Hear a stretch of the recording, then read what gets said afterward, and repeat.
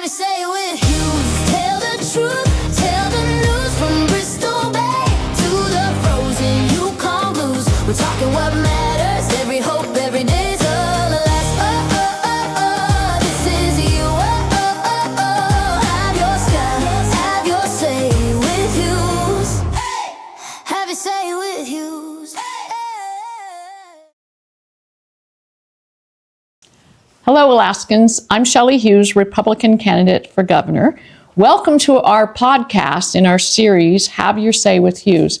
And I'm very excited about this particular conversation because I have with me former Lieutenant Governor Loren Leman and former Lieutenant Governor Mead Treadwell. And I think this is a conversation that will be helpful for all the candidates in this race. We're going to be talking about the role of a lieutenant governor, and one of the reasons why I wanted to delve into this and have this podcast is because I realized in my run that it's different this time. Ranked choice voting law that was put in place changed how we select our lieutenant governor. Prior to that law, anyone could run for lieutenant governor, and the top Republican lieutenant governor would pair up with the top Republican gubernatorial candidate. It's not that way anymore. So you used to be able to pick your lieutenant governor. Now it's not exactly that way anymore. The gubernatorial candidates pick each of their own lieutenant governors to go on the ticket.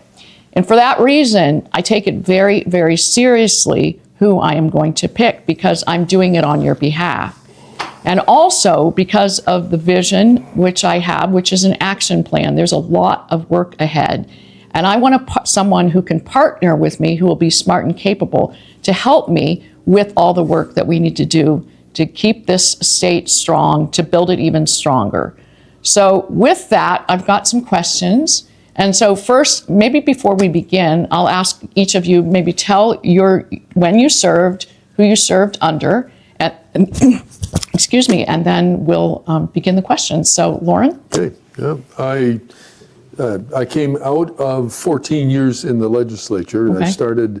I was first elected in 1988 and started in January of 89, served 14 years, and then as lieutenant governor, December of 2002 until December of 2006. Frank Murkowski was governor when I was lieutenant governor. Okay, that sets a foundation. Mead, how about you? I was elected after winning a Republican primary in 2010. I was elected with Sean Parnell, who had been lieutenant governor and had succeeded Sarah Palin when she left in 2008. So it was Sean's first election in his own right. And the fellow who had been selected by Governor Palin to become lieutenant governor, Craig Campbell, decided not to run. And I was encouraged to run, and I ran, and I won. Well, and the reason why I started thinking about all of this is because I watched your time as lieutenant governor, and I thought, here we have some very smart, capable men. And I've always wondered if there could have been perhaps more you could have done in your roles. But I know you did good things while you were in those roles. But I'm looking at trying to figure out when I choose my lieutenant governor, the kind of duties that I might assign to them. As you know, the state constitution designates the duty of protecting the seal and for overseeing elections, but then there's that phrase, other duties as assigned, and there are things in statutes that are assigned, so we'll talk about that. But I guess I'm looking at that other duties as assigned very much. I'm also thinking of the state seal maybe in a little bit different way, based on what's on the image of the seal. It speaks to me the economy of Alaska. So I see it as more than just protecting, a round gold thing on the wall, as something where I would want the lieutenant governor to be proactive. And so I'd love your feedback on that. But I've got a little list of questions here, and we might deviate from them a bit. But the first one, in your view, Mead, what was your greatest contribution, you think, for the state during your term? How do you think you helped Alaska? Well, interesting. When I ran on in the primary, so I didn't know which governor I was going to serve with because there were several people running for the Republican nomination, and I said there were two things we needed to fix. The oil tax situation had gotten to a situation where oil prices were very high as they are now, and nobody was investing in Alaska, and it's because we had created a tax system that was almost confiscatory. Governor Parnell didn't talk about that because he did not want to be seen as trying to roll back Governor Palin's positions that he had served under her until later. Likewise, Governor Palin had chosen a gas pipeline down to Calgary, and it was costing, the estimates were it cost $7 to take gas to Calgary, where it was worth $3.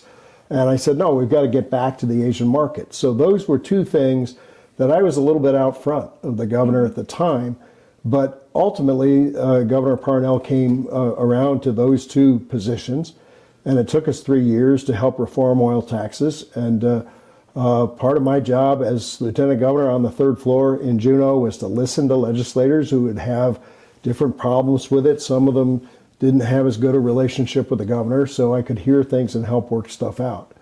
On the gas issue, I worked pretty closely with the members of the Resource Cabinet, especially then DNR Commissioner Dan Sullivan, to give the governor a series of options.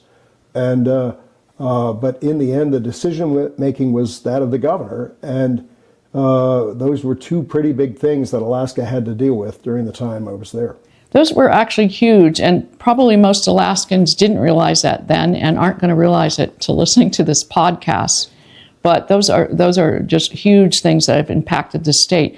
And I'm going to poke because I was hoping you say the most beneficial thing was when you signed my oath of office. Oh no, it was swearing you. It was swearing you in. Yeah, yes. Swearing you in, and I have a photo of with you at the desk that was with my family there. So that was a fun memory when I was a freshman that first year. Well, you open the legislature and you get to say a few words, and I told everybody in the legislature to take a hike. Juneau's got some fantastic trails. Some of them have the name Treadwell on them. There you go.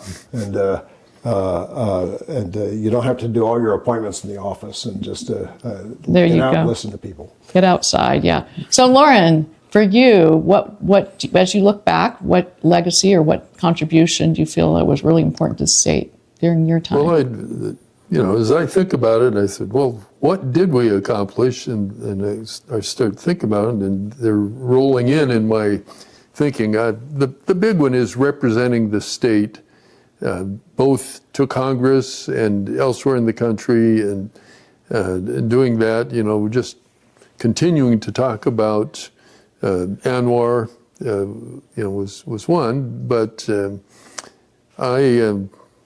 in less government, just bringing costs down and doing that type of thing. And I had come out of the legislature.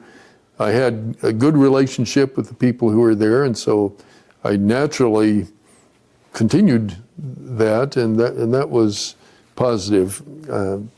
A couple initiatives, that I worked on that I thought were pretty exciting. The faith-based and community initiatives that President Bush had started, but that ended up being just a really good thing to do, and we accomplished some really good things in Alaska without spending a lot of money.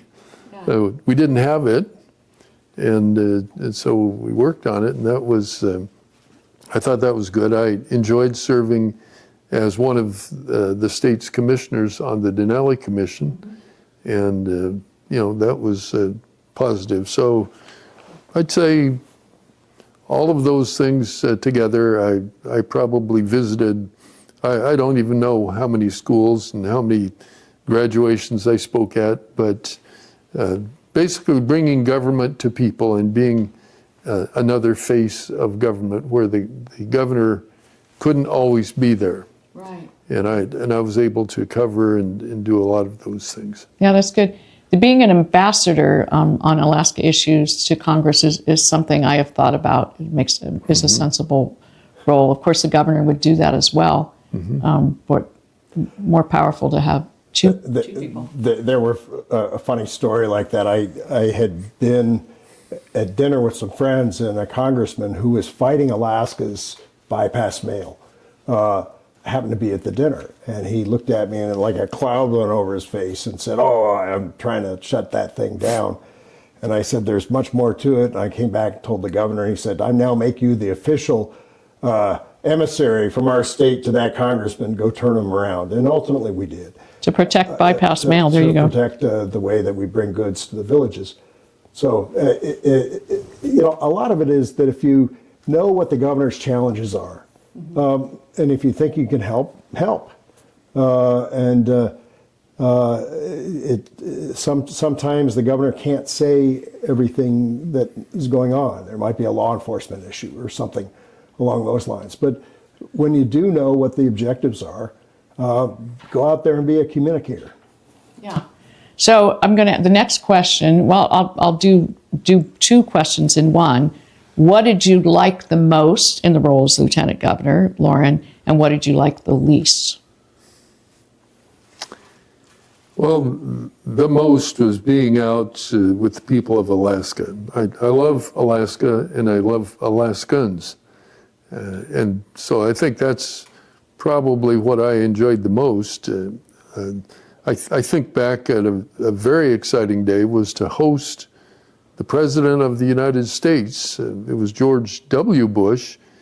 Got to meet him out at Elmendorf and literally rolled out the red carpet. And as he came down and shook my hand and, you know, how you doing? You actually physically were rolling the red carpet? No, somebody else did that? I think the Air Force they did it, okay.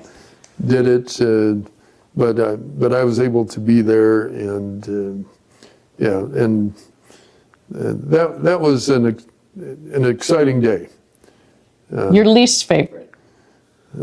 I would say, and we probably will talk about it, but I think in just about every combination of governor and lieutenant governor, there have been a certain amount of tensions. I'll just put it that way, in a nice way of saying it. And probably my least favorite is when some of those things happened, and sometimes they were fueled by other people, and I didn't think that needed to be, didn't want it to be. Yeah. And you know, I had a lot of respect for Frank Murkowski, who I was serving with. There were some differences along the way, but I always wanted to do what I could do to support his administration and ultimately win. And so I would say we accomplished most of that. Well, thanks for being honest. I mean, that's kind of be expected between human beings. So what about you, Mead? Most favorite, least favorite? I think the most favorite thing I had was the things that we were able to do for Alaskans, either what might be called casework or just, you know, solving a problem. I had been chair of the Arctic Commission, and I'm very interested in aviation. I was head of the aerospace states. But one thing we needed to do was map the state so that airplanes weren't running into mountains as often. And I went to the governor and I said, I think I can get some people in the intelligence community to help pay for this, and the military to help pay for this. And we raised $80 million of federal funds and got Alaska mapped. And I was excited about that. I was excited about language preservation, where we recognize the official languages of Alaskans. And people can say, well, that's just dealing with a minority. You hear that a little bit these days. No, it's how we protect our history. And so it was neat to work on that. It was the first time there was a law passed that said the lieutenant governor had to have hearings around the state on referendums and initiatives. And so I was the first to pioneer that, and I enjoyed doing that, and it got me out to hear that, and we wanted to bend over backwards to be fair, and I think we did a pretty good job there. There were, as Loren said, there's a lot of ceremonial things. I found myself in the room with Vladimir Putin at one point, working on pan-Arctic things. I found myself in the room with various presidents of the United States There were two of them when I was there, and that's interesting and exciting. But just remember, it's the Alaskans who put you there, and trying to make things work. We had the White House trying to go around the governor and get me to agree to something that made no sense for Alaskans, and that guy invited me to the White House that day. It was in the Obama administration. Still spits whenever he sees me, because I had to say, listen, you didn't treat us well on NPRA things. That's why I wouldn't even try to sell what you wanted to do on the ocean stuff. And we knew they were trying to prevent the projects that were actually the key to the Alaska economy. The Shell project was, Shell spent billions of dollars, and they killed it with 1,000 cuts. And we knew what they were doing, and we weren't going to cooperate with it and unmask it. So I found myself as a foot soldier in those things, and that was really a lot of fun and very exciting to help. And some battles keep coming back, like helping our Native corporations with 8A. You got to have people understand what the issue is and go help. Negative stuff, there was a time when there was a letter published in the paper where the governor essentially said, stay in your own lane. And I went and talked to him about it. We solved there was a little bit of a misunderstanding, but people tried to exploit that on a bunch of different things. And I told my staff, I said, I've already been to high school. This is not high school. Right. All right. We're here to help make this agenda happen. And just get around those silly things and let's get the job done. And I was very appreciative. Governor Parnell, when we finally got that oil tax fixed, brought me up and thanked me for my role in that, and worked very closely with certain legislators who were swing votes. And you could do that. I will say one personal thing that I liked. My dad died in a fire, and I did everything I could to help fire departments around the state when they were looking for a new fire engine or cooperation with that. I have a son in the military. I know you've got a lot of family in the military. We do the best we can. And one of our great successes was we helped the Coast Guard build out its capability in Alaska by hooking them up with ADA and financing their new offices at the Armory and so forth, which would have taken the federal government 10 to 15 years to do. But by having that level-to-level cooperation with the agencies that we need to protect Alaskans was very positive. And I'll just say this, when Loren was Lieutenant Governor, I traveled with him at one point around with the military. We went to the Air Force Academy and where your son was, and it was a civilian advisory board meeting. But Loren was very, very helpful in helping a governor who was for it but didn't have the time to work on it, as a group of us were trying to get missile defense built in Alaska. He was very, very helpful with the legislature on their military affairs committee. And so we worked together a lot. I was just a civilian at the time, not a state office holder, but the fact is that there's so many things that you want to get done, Governor, when you're governor. Use the people who are most loyal to you to get it done. And Loren, I think there are a lot of things that were accomplished during those years that you were involved in. That's very helpful, insightful for those listening to understand some really big deals, some big things that you guys did. And I think that it makes it clear that we need to have a smart, competent lieutenant governor. That's what it tells me.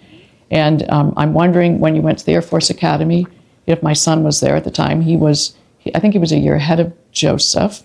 So had I known that you were going to be there, I would have called him up. Well, it was it 2003? Yeah, it was 2000. My son graduated in 2003. So if it was in the spring, he was still there. If it was in the fall, he was out. Yeah, it was in the spring. And one of the things I remember is we joined the commandant of the academy, and to have lunch with 4,000 cadets.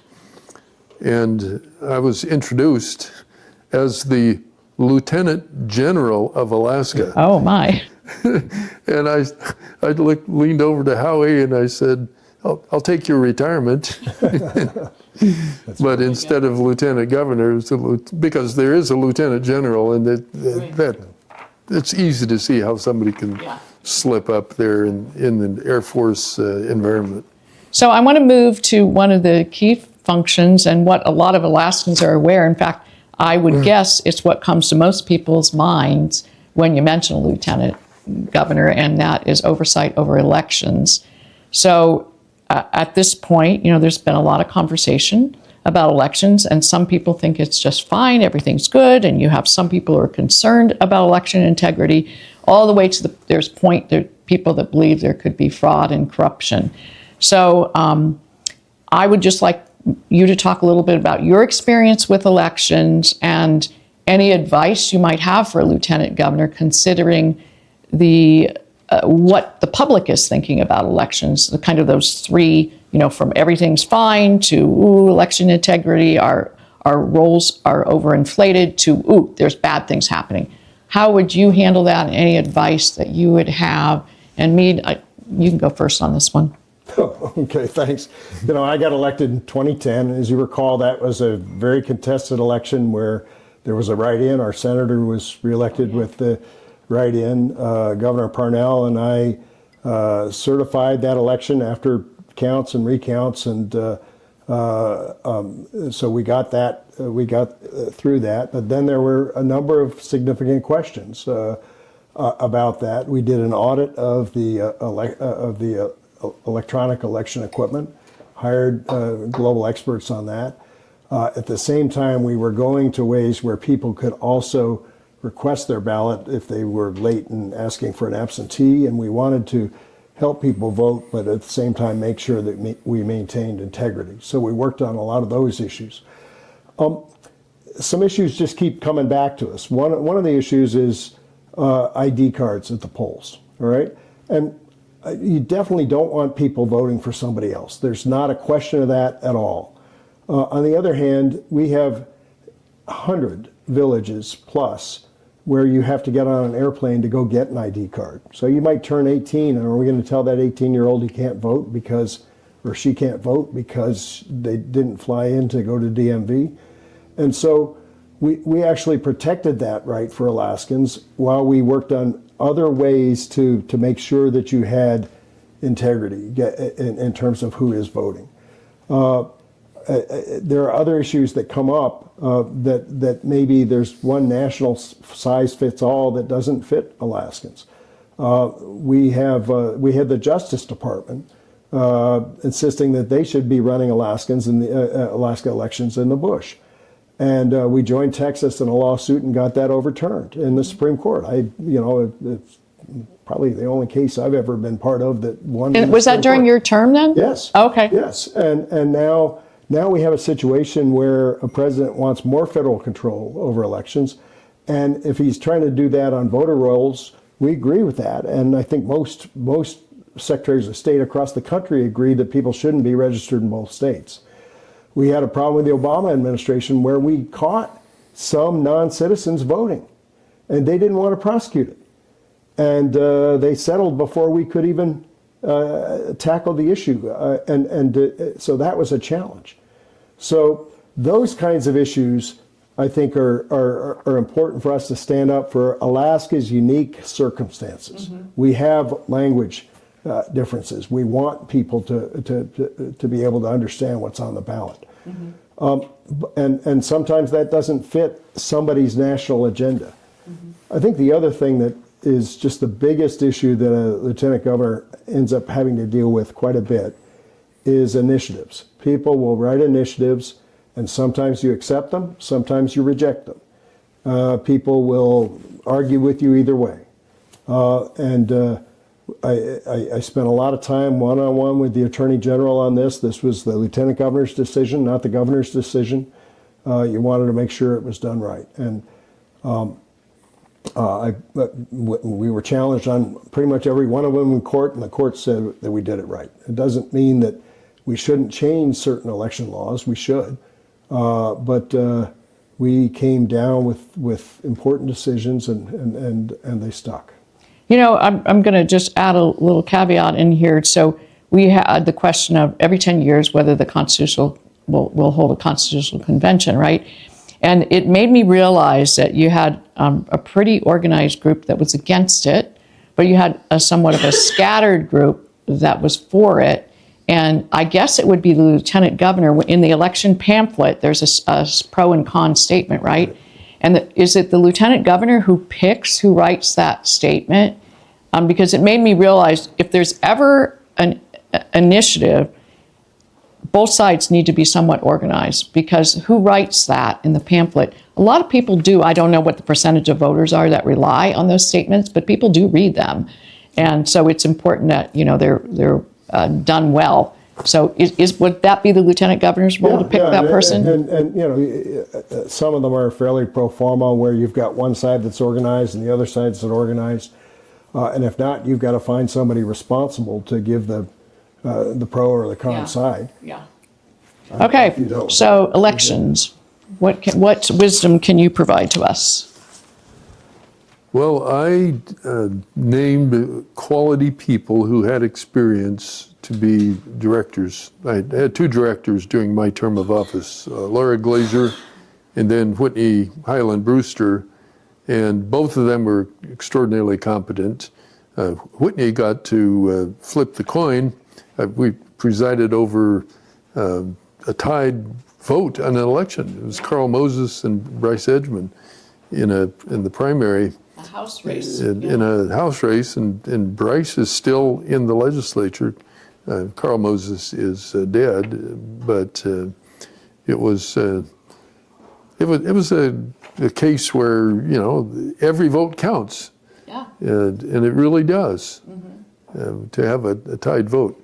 I would say the delivery of elections when I was lieutenant governor was good. I mean, I think there probably were a few mistakes made. I'm not aware of any cheating. You know, I think it was a pretty honest delivery of elections, but it's possible that there would be some of that. It kind of caught my attention in one of the communities in the interior, where when we ran, it was something like 68-2, and I thought, I would think we might do a little bit better than that in that community, but you know, that's what happened. I mean, I didn't do anything with it, and I just said, probably ought to go out there and meet those folks and let them know. But that's basically it. I remember an article that I think it might have been Mike Dugan who wrote it. It was Anchorage Daily News. I was really offended by it, and so were 2,500 people who work in delivering elections. But essentially, their question is, in what we expect to be a close election between Tony Knowles and Lisa Murkowski, can we trust this partisan lieutenant governor that we have? And when I went back and challenged them on it, they said, "Oh, we can't think of anything that you've done that would suggest that you would do something like that." But of course, they didn't publish that. Oh, no. That was just their comment to you. No, just told it to me, and I said, "You know how many ballots I touched in the last election? One, my own. That's it. Yeah. That's it." And quite frankly, I was involved in the overall administration of elections. You know, its budget and in what bills we're going to be addressing in the legislature, that type of thing. But otherwise, it was being done by some very competent people who are proud of their work. They're very honest, and they did a good job. Yeah, having honest people at division elections a big deal. That can make or break it. It just in this conversation makes me realize a lot of the issues that we hear today people have had forever, because a fair and honest election is fundamental to our constitutional republic. And you can see why people get really passionate about it. And when they hear of things, they want them resolved. So I'm going to ask you another question. Just give me a percentage of time. This is just, we have to keep moving because our time is moving along. Percentage of time that you spent on elections out of all your role as lieutenant governor. What would be the percentage of time you'd estimate that was? So during an election year, probably a third of my time. A third? During non-election years, not that much. Okay. But during an election year, you might have approval of initiatives, you might have approval of signatures, you might have the arguments about what's in the pamphlet, you might have an argument about finding enough people to work and just make sure things work. And as Loren said, you're basically working the budget and the policy areas, and you hire somebody competent to work beneath you. And you can't drive the train faster than the train can go. You might want to make something happen hard, but you've got, I'll give you an example. The city of Anchorage asked if we could run Anchorage elections the same time as the state elections. And I understood why they were trying to do it, but literally the state has different laws than the city about even who can vote, how long you can have to be a resident and that sort of thing. And so we went back to them and we said, we'd love to work with you to make it work, but we just don't see a way to make it work without changing certain laws and that kind of thing. So you try. So a third during election year. So Loren, what would your estimate be? I doubt that my total time ever approached that. I don't even know if it was 10% of my time, but definitely during election years, there would be more. And when I had to be responsible for writing the summary statement or something like that, then that took some time. But we were dealing also with the Department of Law, getting rewrites. The Department of Law has very competent, smart people in it, but they don't always. They're not always fair in how they do it. So you just have to.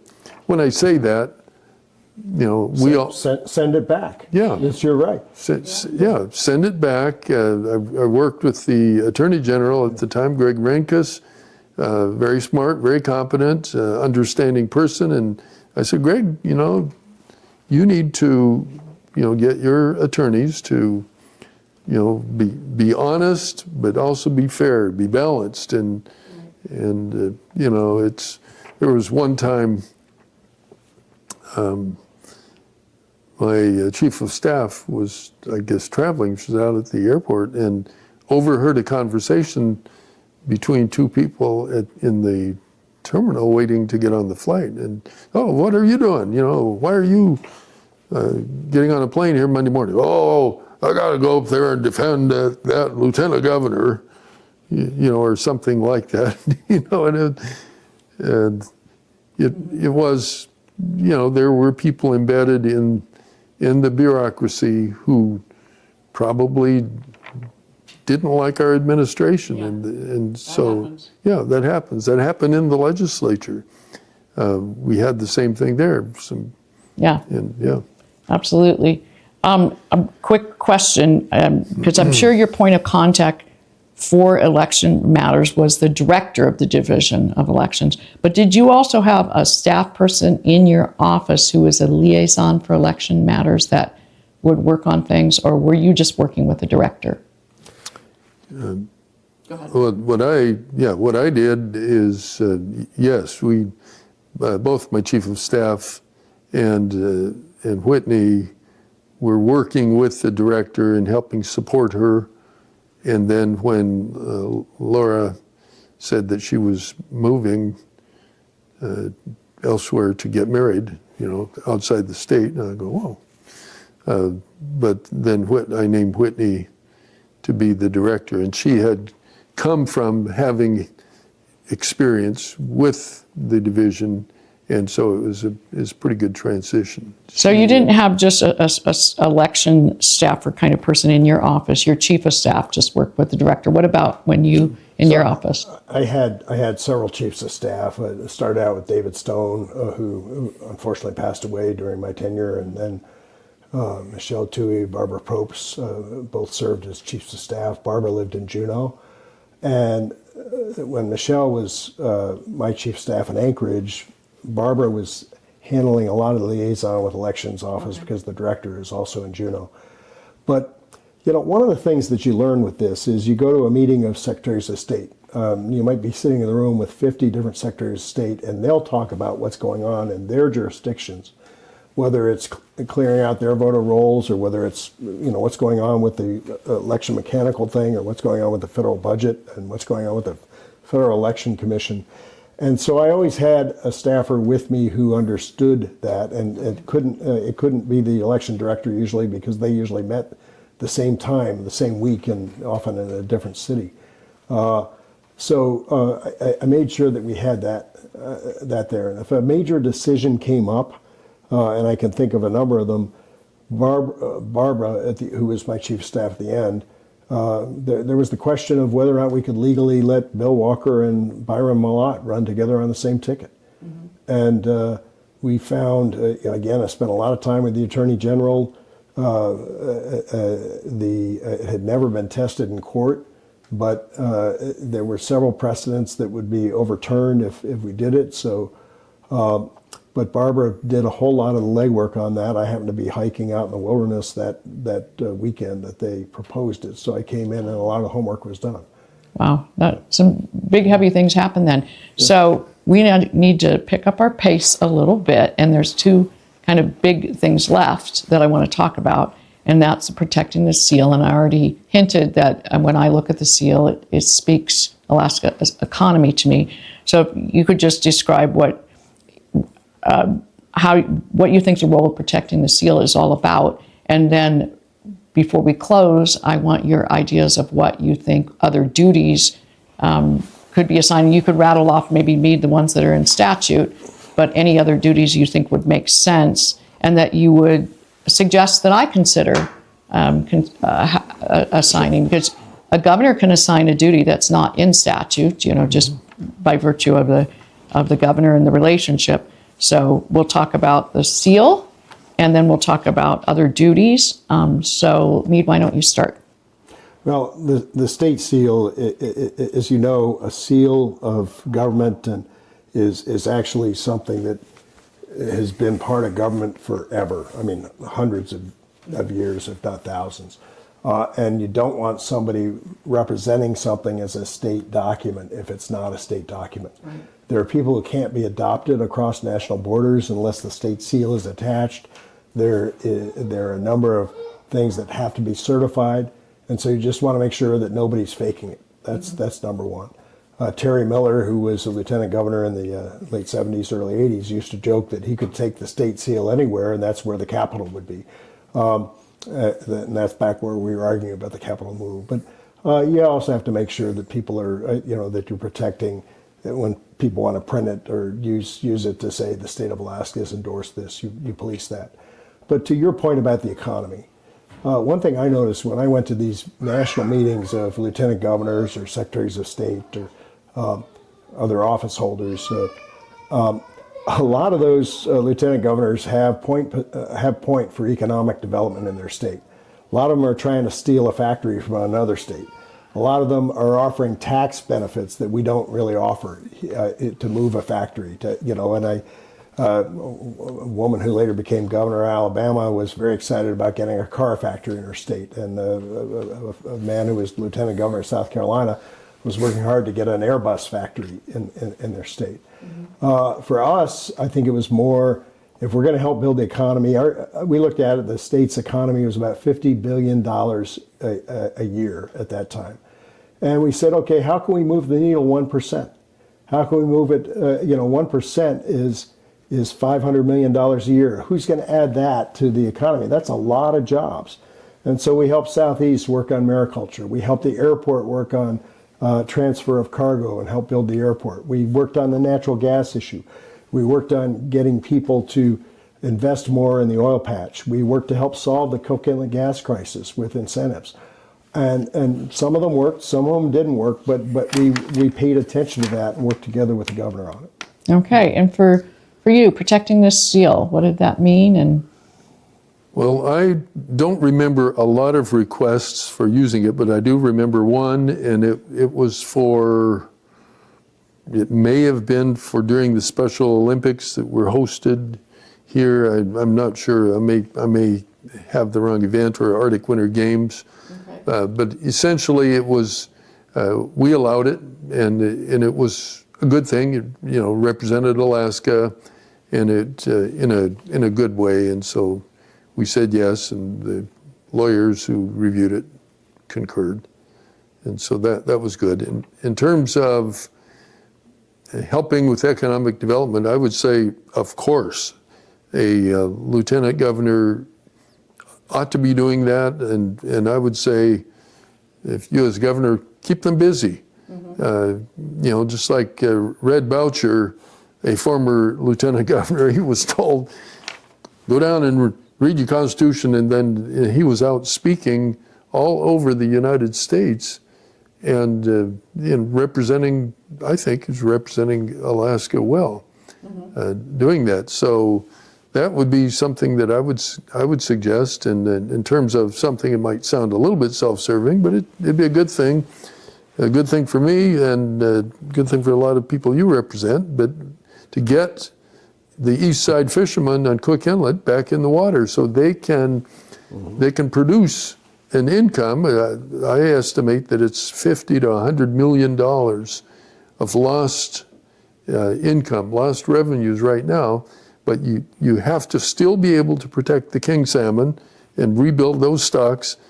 But when you have a season like last year, record red salmon in the Kosilof and Kenai rivers, you want people busy and working and making money and helping other people make money. And there are issues like that all over the state. 50 million to 100 million is significant. Yeah, it is. Thank you for that. So now we're going to move into the other duties. Can you just tell us some of the things that are in statute, Mead, that you recall that are already by statute, by law, a duty of a lieutenant governor? And then from there, any duties that you would suggest I consider giving to the lieutenant governor I would choose? Sure. In terms of in the law, you've got the State Historical Commission. You've got also, it's now the Board of Geographic Names, but the question of, do we want something named Denali or Mount McKinley? Those kind of issues come up there. They also oversee federal and state grants for historic preservation, so that was a big issue. Because we were the only group on historic stuff, as the issue of protecting languages came up before there was a commission. The Workforce Development Board, which at the time I was lieutenant governor, made $100 million a year in grants for basically building up our workforce capabilities, was one where, frankly, it was so complicated you couldn't go to every meeting for 3 days because it had a lot of minutia.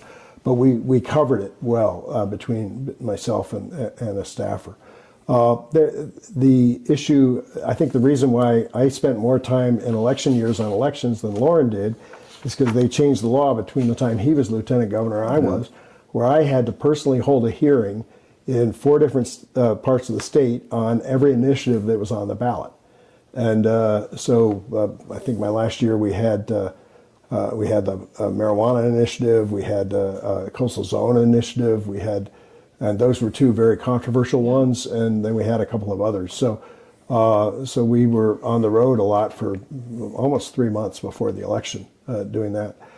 The other duties is assigned. The governor actually came over to my office one day, and usually I would be going to visit him in his office, and he said, he really appreciated the relationships that he built with other lieutenant governors, other secretaries of state, and he urged me to be part of those 2 organizations, and I ended up being on the board of the Republican Lieutenant Governors Association and pretty active in all that. And I have to say those relationships, I can show you many different ways where we got dividends for Alaska. On the Arctic issues, I came in with a very strong background in the Arctic, and so represented Alaska at the Arctic Council. And that's the reason why I was in Russia at that time, for example. And so there was that. But then there might be something where I remember one day Mike Nizick, who was the same chief of staff that you worked with, came running down the hall and said, "Can you go down and explain to some of these legislators why a port at the end of the Yukon River or the end of the Kuskokwim River is an important port for the whole state and not just for that little town? Or could you come help us save the ferry system, or could you come help us get this the money for this dock in Skagway, because it's very important for our relationship with Canada and everything else." And one of the things is I took it upon myself, but with the governor's knowledge, to try to visit every legislator in their district. Why? Because then I'd kind of seen what they were going through in their shoes, and when we needed that legislator's help, we would understand what they were trying to do. And that was Republicans and Democrats. My door was open, and they always knew they could come talk to me, which you couldn't always do with the governor. Governors get real busy doing other stuff sometimes.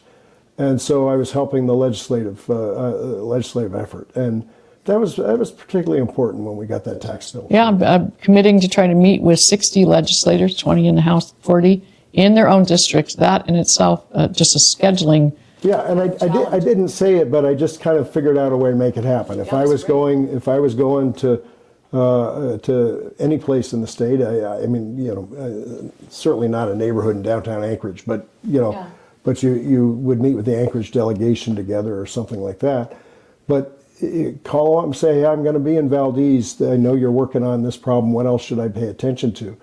And several times legislators would say, "Well, I'll come with you. I need to, let's do a meeting with these people." And it was helpful. And it was helpful on really tough issues that I remember going to Dutch Harbor, and a group of women asked to see me because the Office of Children's Services didn't send anybody out there to deal with children's problems, adoption problems, and so forth, and we got that fixed.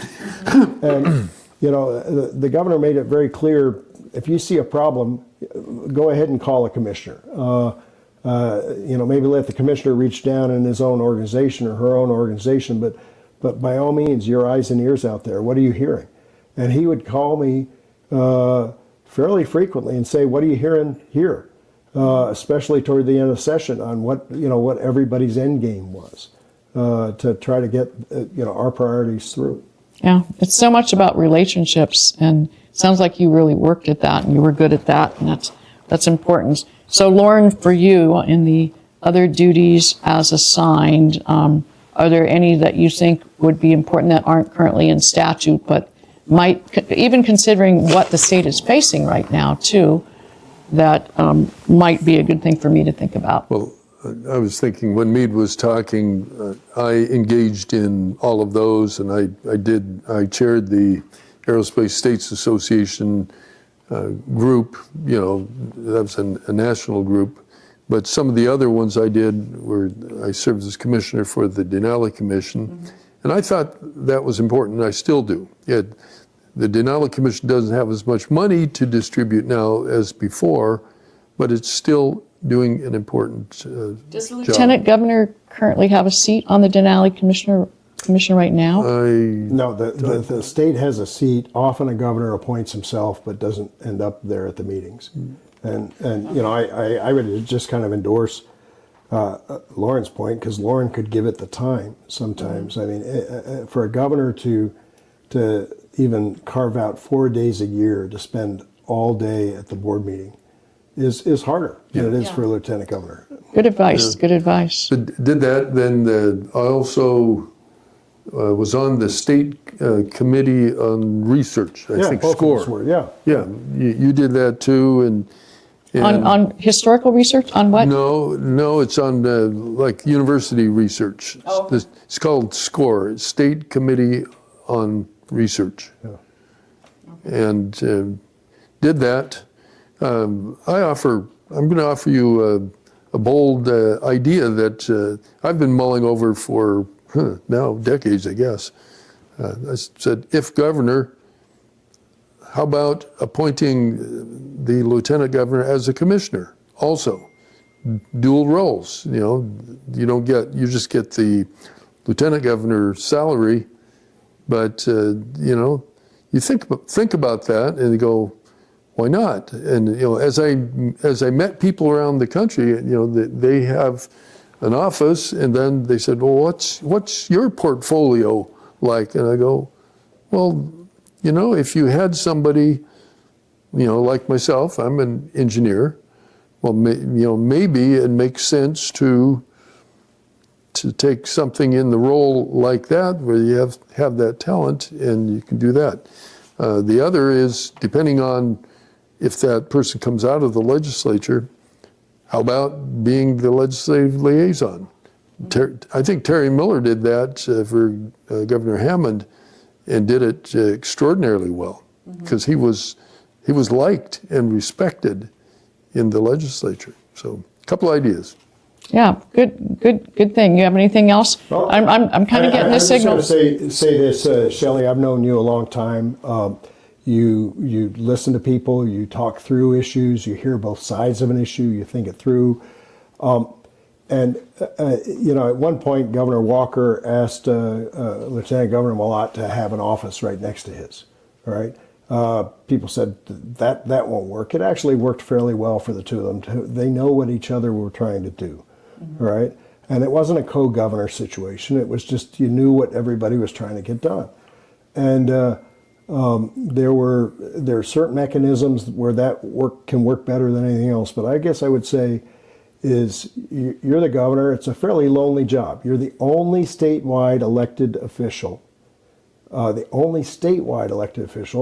the lieutenant governor is also elected. Now the fact that you select the lieutenant governor, you want that person to be loyal to you, but you have to know that person also was elected in his or her own right by the citizens. And so people will use that conduit to try to get a change in government. And sometimes your lieutenant governor may be attentive to something that you haven't heard. So I would use that person. And there's an old line that says, in politics, keep your friends close and your enemies closer. Don't have enemies when it comes to people who are trying to solve problems for Alaska. They can have arguments on ideology, but I found in government, the person who was trying to skewer me in a hearing in the morning might be saving my budget in the afternoon. And that's true for the governor, that's true for the lieutenant governor, and Sean Parnell, I really have to say, his watchword was respect, and make sure that you maintain respect. And if you can do that, there's a lot more you can get done than if you don't. And I think there's a synergistic effect if you have a good relationship and that open door, which is going to be my closing question. And I know there's no perfect number or a magic answer here, but I would say at minimum, and you can base it on your experience and what you'd advise for me, but how often, and I know it would be as things come up, but take that aside, on a regular basis, how often would you suggest a governor have a scheduled meeting with his or her lieutenant governor? Once a week? Twice a week, once every 2 weeks, and then knowing that you'd have conversations in between that, especially if you locate the offices close together and you're communicating about different things. But as far as a formal meeting, what would you say would be the minimum to make sure those conversations are happening? Well, I would say at least once a week, but I would expect that there would be conversations, other quick ones now and then, or like, Governor Murkowski did with me. He would just say, "Can you come and join me?" Or "Can you come in here? We need you." And of course, I would do it. Did you sit in on cabinet meetings? Yes. Yes, you did. Okay. Absolutely. Okay, that's what I thought. I just didn't want to assume. Yeah, I would say at least once a week. Just say, okay, this is going to be our time together, and But I wouldn't limit it to that. Have other conversations, even if they're daily. Why not? Yeah. What's your advice on that? First off, when it came to cabinet meetings, Governor Hickel had a weekly cabinet meeting every Tuesday morning. And if for some reason he couldn't be there because he was on a flight to Washington, Lieutenant Governor would probably run the cabinet meeting, working with the governor's chief of staff. And deputy commissioners were there, and everybody knew what was going on. And I don't think we leaked a whole lot, but you know, a lot of people knew, okay, here's what the governor's priority was. And it might be something in public safety, and why would I, as Deputy Commissioner of Environment, need to know that? Well, believe it or not, there were things that we could do to help each other. So that kind of and I saw less of that in the Parnell administration, but the places where our staff talked a lot was on scheduling, because very honestly, I mean, I can already tell you what your schedule is as Lieutenant Governor and as Governor. All the mayors of pretty much every town come down and want to see the governor every year, and the governor and I would divvy that up. You know, all the power producers in the state, all the teachers in the state, all the city clerks in the state, all come to Juneau at one point or the other to talk about these things, and you'd figure out, okay, how are we going to cover it together? When the miners come, when the aviators come, when the fishermen come, what do we do to make sure that we've got a consistent message and we're helping them get through what we're trying to do with them? So we had a lot of scheduling coordination. I remember one time the governor of New Mexico was coming up, and the governor said, well, I've got the congressman who's trying to open ANWR, so I'm taking him to ANWR. Will you take the governor of New Mexico and her delegation of 60 people to dinner? Sure enough, we did. There were dozens of episodes like that every month where you're just trying to cover something to help. And again, because of that, it might be, well, what are you trying to get done with this group? And then you know. But the short answer to your question is, if you have something that brings everybody together, like a weekly cabinet meeting, which I highly recommend, you do that. The other thing that I will tell you that some governors do, some governors don't. Some people think it's a perk. It's not a perk. Sometimes that big house that's the governor's house, and there's a littler house that's the lieutenant governor's house, is or just places to sleep. They really are places to bring people together, to try to solve problems, to hear what that person really is trying to get done, and that is very, very important. People, you don't want your government to be overbearing on people. I'm a Republican who wants to protect freedom, but at the same time, you want your government to be efficient. And it only is efficient when you all can talk to each other. Yeah, and sometimes in a home where you break bread together, it helps with the conversation and coming to solutions. So yeah, that's good advice. Well, I am very grateful for both of you, and thank you for your service as lieutenant governors, and thank you for all the things that we still enjoy because of your work. And it was very tempting to get into a policy discussion when you talked about what happened with Shell, because we have some of that same kind of thing lurking right now, trying to hit the industry in a way that I don't think some individuals understand how fragile it can be, and they have large portfolios and they can go elsewhere. So that is actually a current issue as well. But we won't make it into a policy discussion. Instead, I learned a lot. I'm sure listeners, I'm sure you have learned a lot from this. And thank you for being here, for taking your time. You're both very busy men in your work now. So I'm, again, very grateful you took the time. And with that, is there any final comment that each of you have? Loren. I'll just say thank you for thinking of us. It's been quite a while since I've served, and just to be recognized as maybe somebody who can still provide some value, so thanks for doing that. Thank you, Loren and Mead. I'm just going to say I've served with Loren on the City Election Commission. Afterwards, they threw me off the commission, and Loren's still there. And thank you for what you're doing on that, just to make sure that people trust the elections. That's pretty important.